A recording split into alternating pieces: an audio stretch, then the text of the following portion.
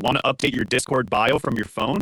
In this video, I'll show you how to edit your Discord bio in just a few simple steps. First, open the Discord app on your mobile device and make sure you're signed in. Now, tap your profile icon in the bottom left corner of the screen. Next, tap Edit Profile. Here you'll see the bio section. Tap on it, then type or update anything you want. You can add a short introduction, favorite games, or anything that represents you. Just keep it within Discord's character limit. Once you're done, tap Save in the top right corner. That's it! Your new bio will now appear on your Discord profile for others to see. If you don't see the changes right away, close and reopen the app or refresh your profile. And that's how you can edit your Discord bio on your phone.